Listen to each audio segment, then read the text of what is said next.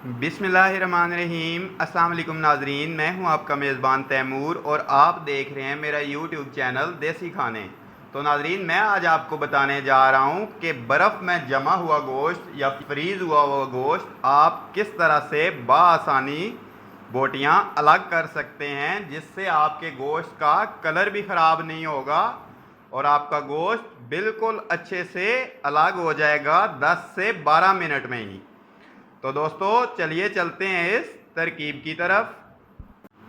जी तो नाजरीन, मैंने एक बर्तन में पानी लिया है और मैं इस गोश्त को अब इस पानी के अंदर शामिल कर दूंगा।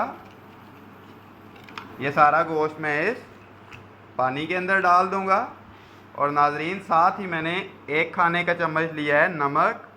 ये नमक भी मैं इसी पानी के अंदर शामिल कर दूंगा और इसे मिक्स कर दूंगा। नाजरीन, नमक वाले इस पानी से आपका गोश्त बहुत जल्दी से अलग हो जाएगा। 8 से 10 मिनट से इतने कम टाइम में ही आपका गोश्त सारा अलग हो जाएगा और इसका कलर भी ख़राब नहीं होगा। अगर आप इसको गर्म पानी में डालेंगे तो इसका कलर भी ख़राब हो जाएगा, या फिर अगर आप इसे ओवन के अंदर रख के जमे गोश्त को अलग करेंगे तब भी गोश्त का कलर आपका ख़राब हो जाता है। तो दोस्तों ये वो तरीका है जिससे आपके गोश्त का कलर भी नेचुरल ही रहेगा, कलर भी ख़राब नहीं होगा गोश्त का, और सारा गोश्त आपका इस नमक वाले पानी से अलग भी बहुत जल्दी हो जाएगा।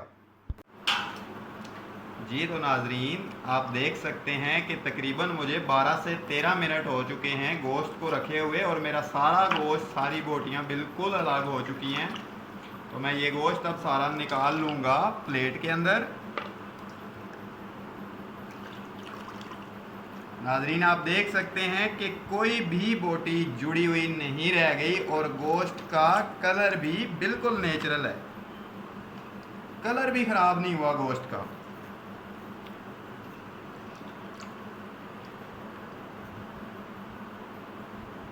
जी तो नाजरीन आप देख सकते हैं कि मेरा गोश्त जो है वो सारा एक एक बोटी बिल्कुल अच्छी तरह से अलग हो चुका है।